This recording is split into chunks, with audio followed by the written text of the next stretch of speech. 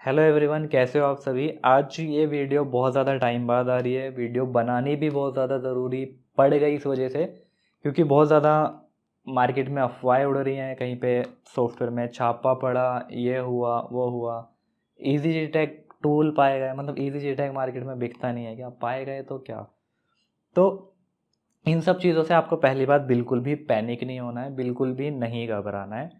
घबराएंगे वो लोग जो गलत कर रहे होंगे। अगर आप सही हो, आपको बस तरीका पता होना चाहिए काम करने का, आप सही तरीके से काम कर सकते हो। गलत की कोशिश मत करना, ज़्यादा शॉर्टकट वाली कमाई आपको नुकसान दे सकती है। ठीक है, वीडियो को कंप्लीट वॉच करना। A to Z जितना भी प्रोसेस है मैं सारा बताऊंगा। लास्ट में मैं आपको सेफ्टी प्रिकॉशंस बताऊंगा कि क्या क्या सेफ्टी प्रिकॉशंस ले सकते हो। वीडियो स्टार्ट करने से पहले मैं आपको एक स्टोरी, एक छोटी सी एक कहानी सुनाना चाहूँगा। ये कहानी है उन ट्रक ड्राइवर्स की, उन मिनी ट्रक ड्राइवर्स की, या उन ट्रक ड्राइवर की, या उन थ्री व्हीलर ड्राइवर्स की जो कमर्शियली यूज़ किए जाते हैं। ठीक है, तो हमेशा याद रखो कि सही गलत दो तरीके के आदमी आपको हर फील्ड में मिल जाएंगे। हर इंसान सही नहीं हो सकता, हर गवर्नमेंट ऑफिसर ठीक नहीं हो सकता, या हर प्राइवेट कंपनी वाला ठीक नहीं हो सकता। सही गलत आपको हर जगह पे देखने को मिल जाएगा। ठीक है, तो एक टाइम था कि जो ट्रक ड्राइवर्स थे, मैं यहाँ पे इनोसेंट ट्रक ड्राइवर की बात कर रहा हूँ। जो गलत ट्रक ड्राइवर थे या जो गलत ड्राइवर्स थे उनके साथ बुरा होता था, वो अलग मैटर है। कुछ ड्राइवर जो इनोसेंट थे, ठीक है, एक टाइम था कि ये जो इनोसेंट ट्रक ड्राइवर थे, जिन पे गाड़ी की आरसी, इंश्योरेंस, पोल्यूशन पेपर सब कुछ है, उनके साथ भी गलत करा जाने लगा। कुछ अवैध वसूली होने लगी उन ट्रक ड्राइवर्स के साथ भी। बहुत सारी वीडियोस में, ऐसी हवा में नहीं बता रहा हूँ, बहुत सारी वीडियोस यूट्यूब पे वायरल हैं, बहुत सारी वीडियोस अवेलेबल हैं। तो इस टाइप की घटना आम हो चुकी थी। जो गलत थे उनके साथ साथ कुछ बेचारे सही करने वाले भी पिस जाते थे, जो सही ट्रक ड्राइवर थे। ये सारी घटनाएं बहुत ज़्यादा आम हो चुकी थी। इन घटनाओं के बाद जो बड़े, जैसे मान लो इंश्योरेंस कंपनी हो गई, जो अच्छी लेवल पे बैठे हैं, उनको भी प्रॉब्लम होती थी कि ये गलत हो रहा है, जिसकी वजह से उनका कोरियर पे सामान लेट जाता था। कुछ भी इस टाइप की एक्टिविटी हो जाती थी। तो अगर बंदे के पास सारे डॉक्यूमेंट है, सब कानून को वो फॉलो कर रहा है, उसके बाद अगर गलत होता है तो वो एक्सेप्टेबल नहीं होना चाहिए मेरे हिसाब से। तो यही सारी चीज़ें कॉमन हो गई थी। इन सारी चीज़ों को फिक्स करने के लिए बहुत बड़ी बड़ी कंपनीज में सहयोग करा। उसके बाद एक यूट्यूब चैनल रिलीज़ करा गया, जिस यूट्यूब चैनल का नाम था ट्रांसपोर्ट टीवी। ठीक है, transport TV YouTube channel release करा गया। ड्राइवर को उनके अधिकार बताए गए, उनको उनका हक बताया गया कि अगर आप सही हो तो आपको डरने की बिल्कुल भी ज़रूरत यहाँ पे नहीं है, क्योंकि आप सही हो। ट्रांसपोर्ट टीवी यूट्यूब चैनल आने के बाद ऐप भी रिलीज़ करा गया, जिससे ड्राइवरों को उनका हक पता चला। जो अवैध वसूली करी जा रही थी वो रुक सकी। जो गलत थे उनके साथ होना चाहिए, पर जो सही था उनके साथ ना हो, इस चीज़ के लिए वो स्टेप लिया गया। तो ये एक मैसेज सभी उनके लिए है, सभी लोगों के लिए, सभी इंस्टीट्यूट वालों के लिए, सभी टूल्स सेल करने वालों के लिए, कि अगर आप दम रखते हो 50 से 60 हज़ार की फ़ीस लेने का, अगर आप दम रखते हो किसी स्टूडेंट से 50-60 हज़ार रुपये चार्ज करने का, तो आपके अंदर इतनी हिम्मत होनी चाहिए इस टाइप की सिचुएशन में। आपके स्टूडेंट पैनिक ना हो, इस टाइप की सिचुएशन में आप में हिम्मत होनी चाहिए। जो बेचारे सही स्टूडेंट्स हैं, जो तरीके से काम कर रहे हैं बिल बॉक्स देखने के बाद, कई केसेस ऐसे भी सामने आए कि उनके साथ भी गलत हुआ है। तो आपके अंदर इतनी हिम्मत होनी चाहिए कि आप उनके कंधे से कंधा मिला के उनकी आवाज़ उठा सको। एटलीस्ट जिनके साथ गलत हुआ है, जो सही थे उनके साथ इस टाइप की एक्टिविटीज़ ना हो। ठीक है, जो गलत कर रहा है मोबाइल की शॉप पे बैठ के, 100% फुल्ली सपोर्ट है सबका, वो होना चाहिए। पर जो बेचारे सारे डॉक्यूमेंट्स लेते हैं उसके बाद भी उनके साथ गलत हो रहा है, तो वो रुकना चाहिए। ठीक है, इस स्टोरी से मेरे हिसाब से जितने भी इंस्टीट्यूट वाले हैं या जितने भी टूल सेलिंग करने वाले हैं, उनको इतना समझ में आना चाहिए कि अपने स्टूडेंट्स को तरीका बताएं, काम करने का तरीका बताएं, द वे ऑफ वर्क बताएं कि किस वे में वो काम कर सकते हैं, सेफ्टी प्रिकॉशंस बताएं। तो इस टाइप से आपको स्टूडेंट्स को ट्रेन करना चाहिए कि कम से कम वो पैनिक ना हो। अब यहाँ पे बात करते हैं, क्या सॉफ्टवेयर का काम करना लीगल है या इलीगल है। मोबाइल सॉफ्टवेयर काम करना 100% लीगल है। मोबाइल में सॉफ्टवेयर डालना, मोबाइल 3 जगह डिवाइड होता है मोबाइल का काम, एक तो सॉफ्टवेयर, एक हार्डवेयर और एक प्रोग्रामिंग। मोबाइल सॉफ्टवेयर का काम करना यानी कि आज के टाइम में इतनी गर्मी है, फ़ोन ओवरहीट हो जाता है, ओवरहीट होने के बाद लोगों पे अटक जाता है। अगर फ़ोन लोगों पे अटक चुका तो सॉफ्टवेयर ही करा जाएगा ना, उसको फेंका नहीं जाएगा, उसका हार्डवेयर नहीं चेंज करा जाएगा, उसमें कोई नई आईसी नहीं डाली जाएगी, सॉफ्टवेयर ही करा जाएगा। कैसे करना है मैं अभी आपको पूरा प्रोसेस बताऊंगा। सॉफ्टवेयर का मतलब ऐसा नहीं है कि जस्ट आया कोई भी आया आप किसी को भी करके दे दोगे, नहीं। एक तरीका आपको पता होना चाहिए, आपको सेफली काम करना है। आप इतने पैसे कमाओगे नहीं जितने आप गवा दोगे, ठीक है। सॉफ्टवेयर आपने जाना 100% लीगल है। मोबाइल का अनलॉक करना, जैसे कि किसी ने आपको फ़ोन दिया, लॉक लग चुका है, किसी घर में छोटे बच्चे ने फ़ोन को लॉक कर दिया, कोई बहुत ज़्यादा इम्पोर्टेंट फ़ोन है, फ़ोन को अनलॉक करवा के उसको जॉब पे जाना है, कोई भी बच्चा लॉक कोई भी कर सकता है। और इवन अगर आप सर्विस सेंटर में जाओगे तो लॉक का चार्ज मांगा जाता है। आपका फ़ोन वारंटी में होगा तो वो चार्ज इतना मांगते हैं जितना नॉर्मल दुकान वाला बहुत कम प्राइस में कर देता है। सर्विस सेंटर में सारे फ़ोन्स को नहीं ले जाया जा सकता, और कुछ सर्विस सेंटर की लिमिट है कि हम 2 ही बार खोलेंगे, 3 बार खोलेंगे, उसके बाद हम नहीं खोलेंगे।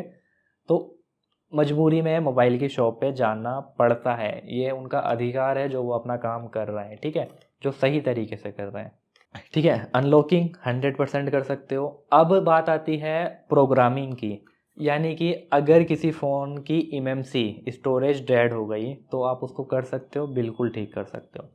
मान के चलो किसी के घर में कोई कंप्यूटर है, उसकी हार्ड डिस्क ख़राब हो गई, वो क्या करेगा, नई ड्राइव लेकर आएगा, नई ड्राइव अपने कंप्यूटर में लगाएगा, कंप्यूटर में ड्राइव लगाने के बाद उसके अंदर विंडोज़ को इंस्टॉल कर देगा। सेम यही मोबाइल का प्रोसेस है। अगर एमएमसी यूएफएस स्टोरेज ख़राब हो गया, वो किससे ठीक होगा, ईजी टैग बॉक्स से ही तो फिक्स करोगे ना। तो न्यूज़पेपर की ऐसी हेडलाइन डालने वालों को सोचना चाहिए, ईजी टैग टूल मिला, मतलब मोबाइल की दुकान है तो ईजी टैग भी मिलेगा, माइक्रोस्कोप भी मिलेगी, है ना। वो बंदा गलत कर रहा है तो वो गलत है, सही कर रहा है तो टूल्स तो वो रखेगा, टूल्स तो उसका हक है ना रखने का। सॉफ्टवेयर और हार्डवेयर दोनों को मिलके मोबाइल बनता है, सिर्फ हार्डवेयर से नहीं बनता। तो गलत अगर वो हार्डवेयर में करे वो भी गलत है, तो सॉफ्टवेयर हार्डवेयर को यहाँ पे अलग मत करो। चोरी का फ़ोन की डिस्प्ले निकाल के किसी को बेचे वो भी गलत है, चोरी के फ़ोन में सॉफ्टवेयर डाल दे वो भी गलत है, गलत गलत है, ठीक है। तो आपने एमएमसी यूएफएस डाला, एमएमसी यूएफएस डालने के बाद ईजी टैग से प्रोग्राम करा, जो कि आपने बहुत महंगा ख़रीदा है। आपने 50,000 की ट्रेनिंग ली है, आपने 1 लाख के टूल खरीदे हैं, 1.5 से 2 लाख आपने कमाने के लिए ख़रीदे हैं कि अपनी फैमिली का घर चला सको, ठीक है, अपने माँ बाप को खुश कर सको। जो आपके माँ बाप ने पैसा खर्च करा है, आपको ट्रेनिंग करवाई है, एटलीस्ट कुछ गलत ना करो कि उनको भी ऐसा लगे कि मेरा बेटे को मैंने बहुत उम्मीद से दुकान करवाई और ये अब किस सिचुएशन में मैं पड़ चुका हूँ। इस टाइप की एक्टिविटी ना तो आप करो, और सही तरीके से रहो। अगर आप सही तरीके से चल रहे हो तो आपका हक है, आपके साथ गलत हुआ है, आपके अंदर इतनी हिम्मत होनी चाहिए कि आप कोर्ट का गेट खटखटा सको, ठीक है, आपके अंदर इतनी हिम्मत होनी चाहिए कि आप अपना हक ले सको। डरने की, पैनिक होने की बिल्कुल ज़रूरत नहीं है अगर आप गलत नहीं हो। अब आपने उसके अंदर एमएमसी यूएफएस डाला, उसके अंदर नया सॉफ्टवेयर डाला, कस्टमर से आपने बिल बॉक्स लिया, वेरीफाई करा, वेरीफाई करने के बाद आपने उसके अंदर आईएमईआई को राइट करा, जो बिल और जो बॉक्स पे आईएमईआई लिखे हुए थे वही आपने डाले। फ़ोन की आइडेंटिटी चेंज नहीं होनी चाहिए। नो योर कस्टमर, अपना कस्टमर पहचानो। ये जितने भी सेफ्टी प्रिकॉशंस है मैं आपको लास्ट में बताऊंगा। तो सॉफ्टवेयर का काम करना, आईएमईआई को रिपेयर करना, जो बिल बॉक्स पे लिखा हो, कैसे चेक करना है आगे पता चलेगा। रिपेयर करना कर सकते हो, कोई प्रॉब्लम नहीं है। फ़ोन के अंदर सॉफ्टवेयर डालना डाल सकते हो, कोई दिक्कत नहीं है, लेकिन बिल बॉक्स होना चाहिए। बिल बॉक्स नहीं है उसके बाद क्या सॉल्यूशन है वो भी मैं आपको दूंगा लास्ट में, कंप्लीट वीडियो को वॉच करना, ठीक है। अब यहाँ पे बात आती है, कुछ केसेस ऐसे होते हैं, ठीक है, अब मान लो मैंने कुछ गलत करा, तो मैं अपनी गलती छुपाने के लिए हो सकता है मैं अपने छोटे भाई का नाम लगा दूं अपने घर में, अपने माँ बाप से बचने के लिए। तो इस टाइप का जो पावर में बैठे हुए लोग होते हैं, जो गवर्नमेंट ऑफिसर्स होते हैं, उनके साथ भी इस टाइप की सिचुएशन हो सकती है कि कुछ लोग अपनी नाकामी छुपाने के लिए कि इतने सारे फ़ोन गायब हो रहे हैं, इतने सारे फ़ोन चोरी हो रहे हैं, पकड़े क्यों नहीं जा रहे, तो पकड़े नहीं जा रहे तो उसको दिखाने के लिए आपको विक्टिम बनाया जा सकता है, बताया जा सकता है। मैं सारे केसेस की बात नहीं कर रहा, हो सकता है, इट माइट बी पॉसिबल। तो ऐसा हो सकता है कि आपको विक्टिम बनाया जा सके कि भाई आईएमईआई चेंज करे जा रहे हैं, इस वजह से ये पकड़े नहीं जा रहे। मतलब हलवा है क्या आईएमईआई चेंज करना। 2023 2024 के डिवाइसेस में there is no way to change IMEI. Even change आप रिपेयर भी नहीं कर सकते हो, सबको पता है सिक्योरिटी बहुत ज़्यादा हाई हो चुकी है। अब क्या होता है कि अगर किसी ने 100 फ़ोन्स अपनी दुकान में सजा रखे हैं ना, वो सजाने का पीछे रीज़न यही है कि मेरे पे कस्टमर थोड़े ज़्यादा आएंगे। तो वो सजाने का मतलब है कि आप उन 100 फ़ोनों के बिल दिखाओ, भाई आपने रखे क्यों हैं। खैर सच बात है रखने, क्योंकि कोई भी इंसान सही नहीं है, कोई आप सही नहीं हो, मैं सही नहीं हूँ। मैं अगर अभी आपका फ़ोन लेके बैठ के चेक करने लगूँ, आप गलत निकलोगे। मैं आपकी दुकान में घुस जाऊँ, मैं आपके घर में घुस जाऊँ, मैं बोलूँ इस फ्रिज का बिल दिखाओ, इस अलमारी का बिल दिखाओ, वो आपके पास नहीं मिलेगा। तो हर कोई इंसान गलत है आज के टाइम में। बस आप काम तरीके से करो, आपको सेफ्टी प्रिकॉशंस पता होने चाहिए। ख़ास तौर पे आपको पता है कि आपके ऊपर दबाव है, तो आप सारी चीज़ें रखो भाई, तसल्ली से काम करो बैठ के। ठीक है, अब अगर आपके पास 100 फ़ोन मिले तो यही हेडलाइन छपेगी, छप सकती है कि इन 100 फ़ोन के बिल अगर आपके पास नहीं मिले तो 100 इन 100 फ़ोनों के आई में ही क्रैक करेगा। और जो न्यूज़ आर्टिकल छाप रहा है उसको 0% नॉलेज नहीं होगी सॉफ्टवेयर की। ईज़ीटेक बॉक्स मिले, यूएफआई बॉक्स मिले, भाई दुनिया बेच रही है। मार्केट में जाओ, बंद करवाओ इंडिया में ये टूल ही बंद करवा दो कि ये टूल आना नहीं चाहिए। एक नोटिस जारी कर दो, मोबाइल का सॉफ्टवेयर का काम कोई नहीं करेगा, तब तो ठीक है कि भाई हमें मना कर दिया गया है, हम नहीं करेंगे। मेरे हिसाब से आज के टाइम में जितने भी फ़ोन चोरी होते हैं, चोरी करने के लिए आप उल्टा मोबाइल के जो दुकान वाले हैं वो आपको मदद कर सकते हैं, आपकी हेल्प कर सकते हैं वो फ़ोन ढूंढने के लिए। मेरे हिसाब से आज के टाइम में पुलिस को काम लेना चाहिए मोबाइल की शॉप वालों से। अगर सच में ही फ़ोन को ढूंढने का है, एक इच्छा है कि फ़ोन किसी का चोरी हुआ हुआ खो गया, उसको मिलना चाहिए, तो बहुत आपको मोबाइल वालों का ही सॉल्यूशन, आपको मोबाइल वालों का ही साथ लेना चाहिए। क्योंकि मोबाइल वाला, मोबाइल की रिपेयर करने वाला जो आपको फ़ोन ढूंढ के ला के दे सकता है वो कोई नहीं दे सकता। ठीक है, एक ऐसा पोर्टल होना चाहिए, एक ऐसा, आप चाहो तो लाइसेंस भी लॉन्च कर सकते हो, जो मोबाइल की शॉप वाला 50,000 के टूल खरीद सकता है, जो माइक्रोस्कोप खरीद सकता है 20 से 25,000 रुपये की, इतने महंगे टूल्स खरीद सकता है, तो वो लाइसेंस भी खरीद सकता है। कोई लाइसेंस अलाउ होना चाहिए 5,000 10,000 का। ठीक है, दिल्ली जैसी सिटी की ही बात करूँ, 1 करोड़ पॉपुलेशन के हिसाब से यहाँ पे आराम से 1 लाख मोबाइल की शॉप होंगी। अगर 5,000 रुपीज़ का 5,000 का कोई लाइसेंस भी मिलता है ना पुलिस की तरफ से, तो वो भी लोग ले लेंगे। आप बिना लाइसेंस वालों को अलाउ ही मत करो मोबाइल की शॉप कोई चला सके। 5,000 का कोई मोबाइल रिपेयरिंग वाला अगर लाइसेंस खरीदता है, एक सिटी के अंदर 1 लाख मोबाइल वाले भी अगर लाइसेंस खरीदते हैं, तो 50 करोड़ रुपए अमाउंट बनता है एक लाइसेंस का। 50 करोड़ रुपीज़ कहाँ जाएगा, हमारी गवर्नमेंट के पास जाएगा ना, वहाँ भी टेक्नीशियन खुश रहेंगे। आप एक इस टाइप का पोर्टल जारी कर सकते हो, इस टाइप का प्राइवेट वेबसाइट्स भी बन सकती है। इवन हमारी कम्युनिटी के लोग बना के दे सकते हैं कि कोई भी मोबाइल रिपेयर होने के लिए आएगा, उसकी इन्फॉर्मेशन, IMEI कस्टमर का आधार कार्ड किस लिए आया है, स्पीकर रिपेयर होने के लिए, डिस्प्ले रिपेयर होने के लिए, सॉफ्टवेयर के लिए, स्क्रीन लॉक के लिए, वो इन्फॉर्मेशन बंदा वहाँ पे डाले, उस पोर्टल पे डाले। जैसे ही उसका IMEI आप उस वेबसाइट पे सर्च करोगे, तुरंत पता चल जाएगा कि ये IMEI वाला फ़ोन इस कॉलोनी में इस दुकान वाले पे आया है, और उसने आधार कार्ड ऑलरेडी अपलोड कर रखा होगा, जिससे आपको डायरेक्ट वो बंदा मिल जाएगा। जो वैसे ढूंढना इतना ज़्यादा हार्ड हो चुका था, मेरे हिसाब से आज के टाइम में जो 100% फ़ोन में से सिर्फ 5 to 10% फ़ोन है जो मिलते हैं, शायद वो भी नहीं मिलते। ठीक है, इस टाइप का अगर प्रोटोकॉल्स बनाए जाएंगे, इस टाइप का सॉल्यूशन बनाया जाएगा, तो वो हर चीज़ का सॉल्यूशन होता है। इससे किसकी मदद होगी? इससे हम जनता की मदद होगी कि जिसका फ़ोन चोरी हुआ वो मिलेगा। अब पुलिस वाले उसकी दुकान पे जाने से पहले ही उनको उनका आधार कार्ड मिल जाएगा कि ये इसकी दुकान पे, ये रमेश, मुकेश, आलम, कोई भी इस दुकान पे फ़ोन ठीक होने के लिए आया था, इसका IMEI नंबर ये है, और उस दुकान वाले को इस बंदे ने ये आधार कार्ड अपना दिया। अब पुलिस वाले डायरेक्ट उसके पास जा सकते हैं उसके आधार कार्ड के थ्रू कि भाई तूने वाला फ़ोन रिपेयर करवाया था, इसका बिल बॉक्स दे। चोरी करा हुआ फ़ोन कितनी आसानी से मिल गया। तो गलत है यहाँ पे मेरे हिसाब से सॉल्यूशन। बाकी हम कोशिश करेंगे एक प्राइवेट वेबसाइट लॉन्च करने की, जहाँ पे आप कम से कम कस्टमर डाटा तो रख सको आधार कार्ड के साथ। ठीक है, मैं आपको सारे सेफ्टी प्रिकॉशंस बताऊंगा। अभी जस्ट वीडियो थोड़ी लंबी हो सकती है, मैंने आपको शुरू में बता दिया था, क्योंकि यहाँ पे सारा पॉइंट डिस्कस करना ज़रूरी है। ठीक है, ऐसे दुकान बंद नहीं कर सकते। आपने 2-2.5 लाख रुपए की, आपके माँ बाप ने आपके ऊपर पैसा खर्च कर दिया, 2 से 2.5 लाख रुपए खर्च करें कि हमारा बेटा हमको कमा के देगा, ऐसे सब ने अपने शटर बंद कर दिए, काम करना बंद कर दिया, तो बहुत ज़्यादा नुकसान होगा और हमारी इंडिया की कंट्री का ही नुकसान होगा। ज़्यादा से ज़्यादा लोग फ़ोन खरीदेंगे, हमारी वैल्यू, करेंसी की वैल्यू गिरेगी और उल्टा।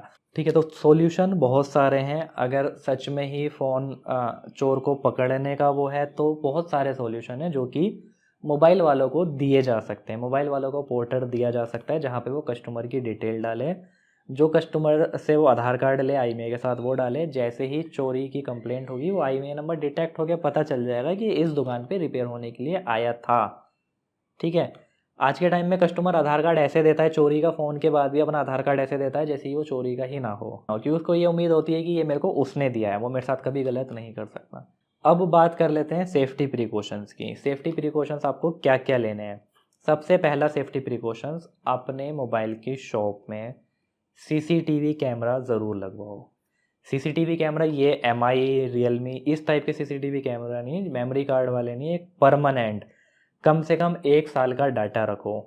जहाँ पे आप EasyJet जैसे टूल खरीद सकते हो, जहाँ पे आप माइक्रोस्कोप खरीद सकते हो, वहाँ पे आपके अंदर इतनी कैपेबिलिटी होनी चाहिए कि आप एक सीसीटीवी कैमरा भी खरीद सको। सीसीटीवी कैमरा कम से कम 500 GB या 1 TB स्टोरेज उसके अंदर लगाओ। 1 साल का डाटा कम से कम अपने पास सेव करके रखो। ऑडियो वाला सीसीटीवी कैमरा हो जिसमें आवाज़ भी रिकॉर्ड हो जाए तो और ज़्यादा बेहतर है। दूसरा पॉइंट, बिना बिल बॉक्स देके काम मत करो। आप बोलते हो कि मेरे पड़ोस के अंकल थे, बहुत अच्छे अंकल हैं, वो काम नहीं आएंगे। उन अंकल को कहीं से फ़ोन पड़ा हुआ मिल गया, वो अंकल आपके काम नहीं आएंगे। जब कुछ प्रॉब्लम आपके साथ क्रिएट होगी वो अंकल लाएंगे पुलिस वालों को और आपकी दुकान पे लाके खड़ा कर देंगे। अंकल आपको नहीं बचाएंगे। अंकल को जो फ़ोन मिला है नीचे पड़ा हुआ, अंकल के दिमाग में यही है कि इस फ़ोन की कंप्लेंट नहीं हुई होगी, मैं करवा लेता हूँ। ठीक है, बहुत अच्छे अंकल थे, बहुत अच्छे रिश्तेदार थे, ये आपके काम में नहीं आएंगे। अपने सेफ्टी प्रिकॉशंस को फॉलो करो। सबसे पहला मैंने आपको बताया CCTV camera must be install in your shop. उसके बाद कस्टमर से बिल बॉक्स लेके काम करो। जिनका बिल बॉक्स नहीं है मैं आपको बताऊंगा कि उसका क्या सॉल्यूशन है। दूसरा, आप सोच रहे होंगे कि कस्टमर अगर फेक बिल, खास तौर पे कोशिश करो बिल बॉक्स दोनों लो। ठीक है, और आज के टाइम पे बिल और बॉक्स पे लिखा होता है इतनी जीबी है, जिससे आप वेरीफाई कर पाओगे कि रियल बिल है या नहीं है। इतनी जीबी है और कलर वाइट है, ग्रीन है, वो उस पर ऑलरेडी मेंशन रहता है। तो यहाँ पे आपको ज़्यादा से ज़्यादा ये डाउट नहीं रहेगा कि बिल फेक तो नहीं था, बॉक्स फेक तो नहीं था। और उसको चेक करने के लिए मान लो कस्टमर आपके पास लोगो पे अटका हुआ फ़ोन लेकर आया, हैंग और लोगो वाला। कस्टमर ने आपको बिल दिखाया, आपको डाउट है कि हो सकता है कि बिल फेक तो नहीं है, आप कोशिश कर रहे हो बिल बॉक्स दोनों साथ में मिल जाए, लेकिन कस्टमर ने या तो बिल दिखाया या बॉक्स दिखाया। बॉक्स वो किसी पड़ोसी का भी उठा के ला सकता है, तो आप उसके अंदर सॉफ्टवेयर डाल दो। आपके अंदर इतनी नॉलेज होनी चाहिए कि सॉफ्टवेयर डालते टाइम पे उसका आईएमईआई नंबर ना उड़े। ठीक है, आईएमईआई नंबर नहीं उड़ना चाहिए। आप उसके अंदर सॉफ्टवेयर डाल दो। सॉफ्टवेयर डालने के बाद उसका चेक करो *#06# से IMEI number bill pay match हो रहा है या नहीं हो रहा। अगर वो आईएमईआई मैच नहीं हुआ, वापस से उस फ़ोन को डेड कर दो, यानी कुछ फाइलें उसकी डिलीट कर दो। वो वापस जिस कंडीशन में आपको कस्टमर आपको देगा ना लोगो पे अटका हुआ, वापस को ऐसे ही पकड़ा दो, ये ले भाई तेरा फ़ोन लोगो पे अटका हुआ, ये मैं नहीं कर सकता, क्योंकि आपको दिख गया जो कस्टमर ने बॉक्स दिखाया था वो बिल के साथ मैच नहीं हो रहा। तो जो कस्टमर आपको बिल दिखाए फ़ोन ठीक करने के बाद उसका आईएमईआई ज़रूर मैच करो। ठीक है, अब आप बोलोगे कि भाई बिना बिल के हम बिल मांगते हैं, सामने वाला बंदा बिना बिल के काम कर देता है। करने दो, आप जाके उसको समझाओ अच्छे से। एक आधी यूट्यूबर्स की कोई वीडियो दिखा दो, काफ़ी सारे यूट्यूब चैनल हैं, अजय भाई, मैथिल बॉय, सब ने वीडियो बना रखी है, उनकी आप वीडियो दिखा दो उनको। फिर भी ना माने, कंप्लेंट कर दो बंदे की। बोलो कि जाके बोल दो सर ऐसी ऐसी बात है, मैं बिना बिल बॉक्स देखे काम नहीं करता, वो मेरा सामने वाला बंदा बैठ के वो बिना बिल बॉक्स के काम कर देता है। करने ही मत दो। अगर एक तरीका होगा कि बिना बिल बॉक्स के कोई भी काम नहीं करेगा तो कस्टमर जाएगा कहाँ, लेकर आपके पास ही आएगा ना। तो बिना बिल बॉक्स के ना तो खुद करो ना किसी को करने दो। आपका नुकसान हो रहा है कि 200 रुपये आपके पास आने वाले थे, वो ना आते हुए कि सामने वाले ने बिना बिल बॉक्स के कर दिया, आप कंप्लेंट मार दो उसकी। ठीक है, क्यों? क्योंकि ये आपका अधिकार है कि जो काम आप सेफ्टी के साथ कर रहे हो तो सामने वाला बंदा सेफ्टी के साथ क्यों नहीं कर रहा। कल को कुछ क्रिमिनल एक्टिविटी हो जाए तो देश का नुकसान होगा, आपका नुकसान होगा। आप करो कंप्लेंट, ये हक है आपका। ठीक है, अब बात करते हैं कि जिनके बिल बॉक्स नहीं है उनका क्या करें। तो देखो, जिनके बिल बॉक्स नहीं है, इट्स बेटर, जिनके बिल बॉक्स नहीं है आप कोशिश करो उससे एफआईआर की कॉपी लेने की। ऑनलाइन एफआईआर 20 रुपये, कोई 50 रुपये लेके आराम से आपको बना के दे देगा।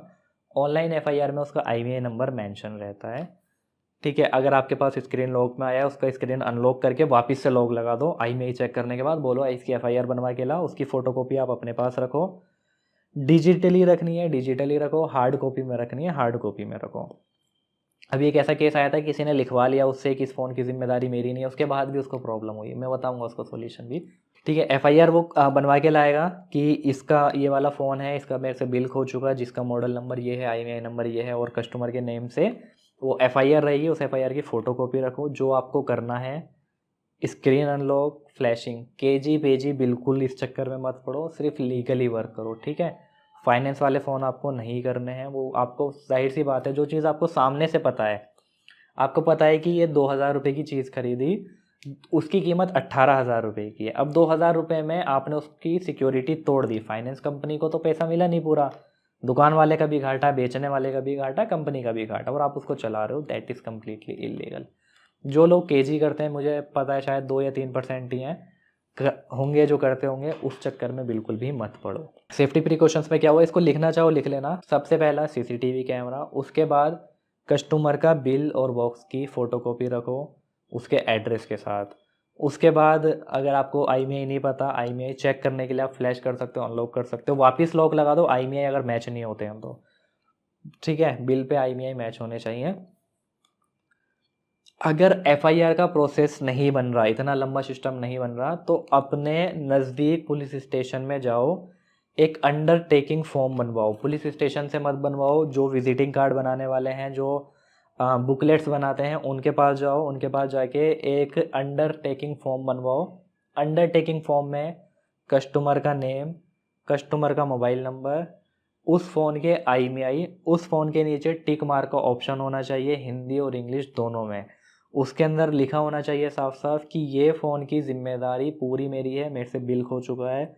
उसके अंदर 4 to 5 पॉइंट्स होने चाहिए जिस पे कस्टमर अपने हाथ से टिक मारेगा।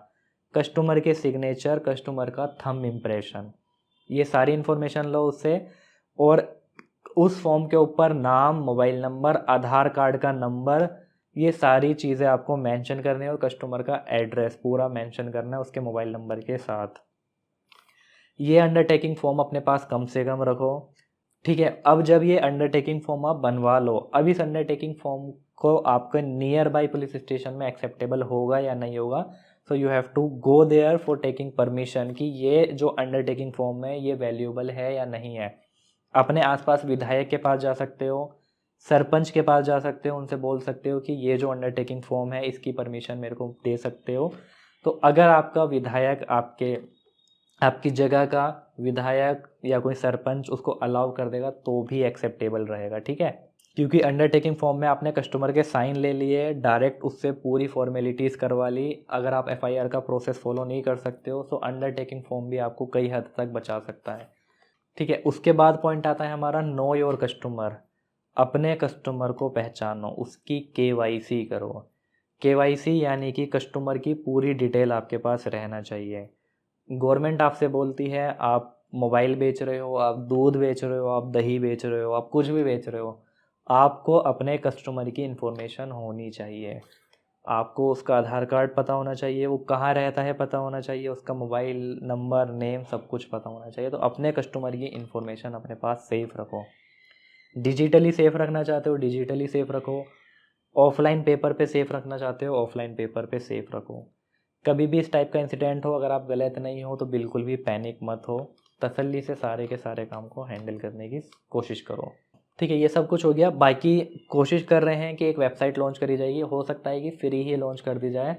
उस फ्री वेबसाइट पे आप कस्टमर का आधार कार्ड अपलोड कर सकोगे, कस्टमर का आधार कार्ड, मोबाइल नंबर, पूरी इन्फॉर्मेशन रख सकोगे कि अगर इनकेस जैसी कुछ इस टाइप की सिचुएशन हो, आप जैसे ही आईएमईआई डालोगे उसकी पूरी इन्फॉर्मेशन आपके पास आ जाएगी। पहली बात तो कोशिश करो बिना बिल बॉक्स के काम करो ही मत, इलीगल तो बिल्कुल मत करो।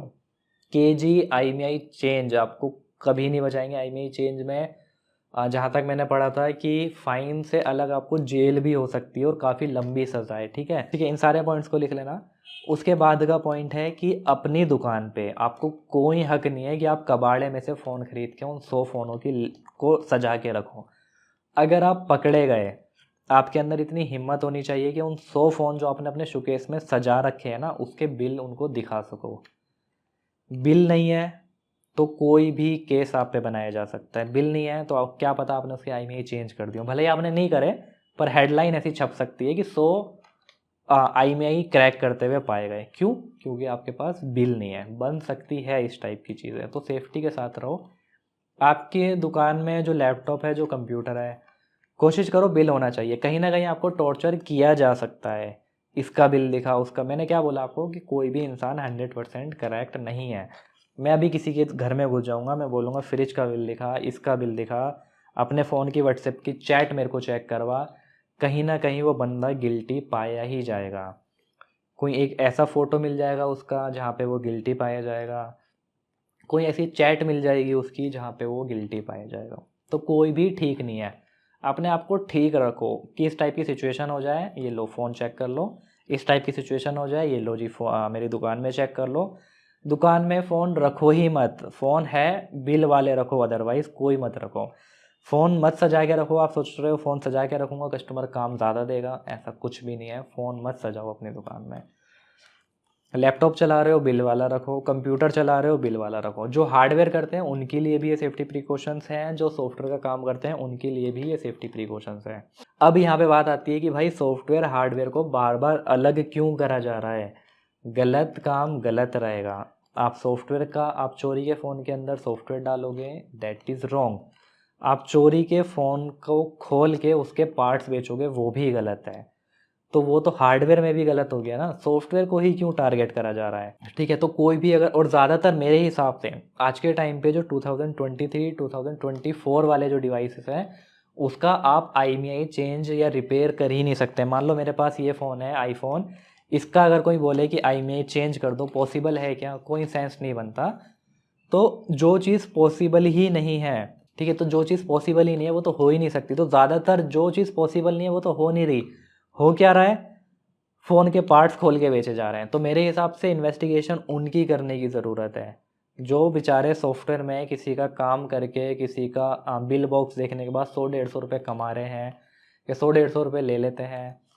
उनसे ज़्यादा बेस्ट, उनसे ज़्यादा ज़रूरत है कि जो फ़ोन मिल नहीं पा रहे, ज़ाहिर सी बात है उनका पार्ट्स खोल के, डिस्प्ले खोल के बेच दिया गया होगा, किसी इधर उधर फ़ोन में डिस्प्ले में लगा दिया गया होगा। ठीक है, तो सिर्फ सॉफ्टवेयर को अलग नहीं रखा जा सकता। हार्डवेयर सॉफ्टवेयर दोनों मिला के एक फ़ोन बनता है। सॉफ्टवेयर ही गलत है ऐसा कहीं पे नहीं लिखा। गलत चाहे आप हार्डवेयर में करो, चाहे आप सॉफ्टवेयर में करो, गलत गलत है। एक एग्जांपल देता हूँ मैं आपको। मान लो आपकी बाइक, ट्रक, ऑटो, कुछ भी जिस पे नंबर प्लेट पेंट से लिखी हुई है, वो टूट गई या मिट गई, आप दुकान वाले के पास जाओगे, वो नंबर प्लेट पे जो भी नंबर होगा उसको राइट करने के लिए आपसे क्या देखेगा? आपसे मांगेगा ना RC, कि ये जो गाड़ी है ये आपकी है, तभी तो वो नंबर प्लेट उस पर लगाएगा या नंबर डालेगा। जब आप RC दिखाओगे, जो आपकी RC पे नंबर लिखा होगा वही वो नंबर डालेगा। यही सेम मोबाइल वालों के साथ है। अगर कस्टमर के IMEI नंबर उड़ गए, किसी बंदे ने सॉफ्टवेयर करते टाइम पे उड़ा दिए, जो वो बिल बॉक्स आपको दिखा रहा है, अगर पॉसिबिलिटी है रिपेयर करने की, फेंका नहीं जा सकता। अगर पॉसिबिलिटी है रिपेयर करने की, 2 बार चेक करो, 10 बार चेक करो, जो बिल और बॉक्स पे IMEI लिखे हैं सेम वो राइट करके आप दे सकते हो।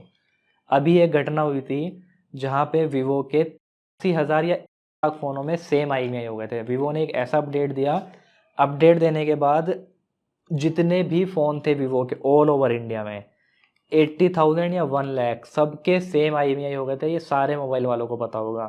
तो वो 1,00,000 फ़ोन वीवो के क्या कूड़े में फेंके जाएंगे? उसको रिपेयर करा जाएगा ना। सर्विस सेंटर वाले ये सारे काम करने के लिए मना कर देते हैं बहुत सारी जगहों पे, तो उसको रिपेयर करा जाएगा। रिपेयर करने के लिए जैसे ही यहाँ पे नंबर प्लेट, गाड़ी की नंबर प्लेट डालने के लिए या लिखने के लिए उसने क्या मांगा? उसने मांगा उसकी RC। तो ऐसे ही आप यहाँ पे क्या मांगोगे? आप मांगोगे कस्टमर से बिल और बॉक्स। जो बिल पे IMEI लिखे होंगे वो आपको सेम राइट करने हैं, जो बॉक्स पे IMEI लिखे होंगे वो आपको सेम राइट करने हैं।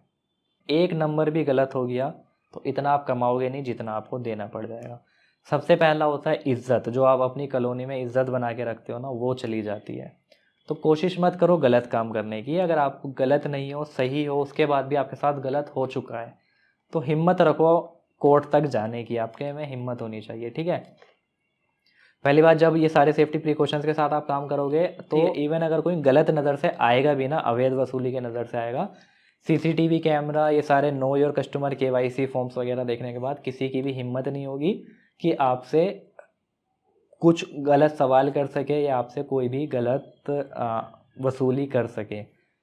सबको पता है हर कोई ठीक नहीं होता, कहीं ना कहीं ऐसी घटना हो जाती है कि जहाँ पे जो बेचारे सही लोग होते हैं उनके साथ भी बुरा हो जाता है। वीडियो बहुत ज़्यादा लंबी हो चुकी है और मेरे को पता था कि ये वीडियो बहुत ज़्यादा लंबी जाएगी, क्योंकि मेरी एक ही कोशिश थी कि इस वीडियो में मैं आपको पूरी इन्फॉर्मेशन दूंगा, जिससे जो पैनिक टाइप का जो माहौल है, कुछ लोग मोबाइल की दुकान बंद करने की बात कर रहे हैं, आप कोई गलत काम नहीं कर रहे हो, ठीक है। आप कुछ गलत प्रोडक्ट सेल नहीं कर रहे हो, आप कमा रहे हो, आप रोज़गार है वो आपका, आपकी मोबाइल की दुकान जिस पे आप काम कर रहे हो वो आपका हक है, आपके पापा ने आपके ऊपर पैसा लगाया है, वो आप करो, खुल के करो, लेकिन सेफ्टी के साथ करो। जिस कानून तहत में आप काम कर सकते हो लीगली वो आप करो, कोई आपको मना नहीं कर रहा। 2 नंबर का काम करने की बिल्कुल भी कोशिश मत करो। थोड़ा सा एक्स्ट्रा पैसा कमाने के चक्कर में इज्जत जाएगी, इज्जत जाने के साथ साथ जितना पैसा आपने कमाया नहीं होगा उससे डबल आपका जा सकता है, ठीक है। ठीक है, वहीं पे लास्ट में जाते जाते अगर मैं आपको एक बात बताऊं कि कानून के तहत कोई भी नहीं चल रहा होता, ख़ास तौर पे जो जिन्हें बिल्कुल भी लॉ का नहीं पता, कानून का नहीं पता। अगर मैंने बताया ना, अगर आपका फ़ोन भी चेक कर लिया जाए ना तब भी आप गिल्टी निकलोगे। आपके घर के अंदर आ गए, अगर आपके घर के अंदर कभी छापा पड़ जाए ना, जैसे दुकान में हो जाती है इस टाइप की एक्टिविटी, आपके घर पे भी कोई आ जाए ना, आप सही नहीं निकलोगे। कोई फ्रिज, कोई ऐसा इलेक्ट्रिक सामान हो सकता है जिस पे बिल नहीं हो, तो ये सारी चीज़ें, इतना कानून किसी को नहीं पता रहता। ये आप देख रहे हो, ये कोई ये बुक्स है, ठीक है, लो की, मैंने फ्रंट कैमरा लगा रखा है इसलिए आपको लेटर्स उल्टे मिरर टाइप के दिख रहे होंगे। तो किसी आपको लगता है कि कोई नॉर्मल बंदा ये लो की बुक्स पढ़ेगा? इंडिया कानून आपके लिए क्या कहता है? एक नॉर्मल इंसान को इंडिया का कानून किस टाइप से चलने की सलाह देता है? आपको पता होगा? नहीं पता होगा ना। तो जो चीज़ हमको नहीं पता तो उस चीज़ में हमारी गलती की वजह से ही हमें प्रॉब्लम क्रिएट हो जाती है। तो अपने आप को सुधारो भाई साहब। जितने भी मैंने आपको प्रिकॉशंस के पॉइंट बताए ना, इनको नोट करके रखो, ठीक है। इन सारे प्रिकॉशंस पॉइंट के साथ चलो। सीसीटीवी कैमरे रखो, लगवाओ अपने में। बिना बिल बॉक्स के काम मत करो, या कम से कम एक अंडरटेकिंग फॉर्म रखो। अंडरटेकिंग फॉर्म पॉसिबल नहीं है, खास तौर पे अगर आप IMEI रिपेयर करने हैं ना आपको किसी के, बिना FIR कॉपी के।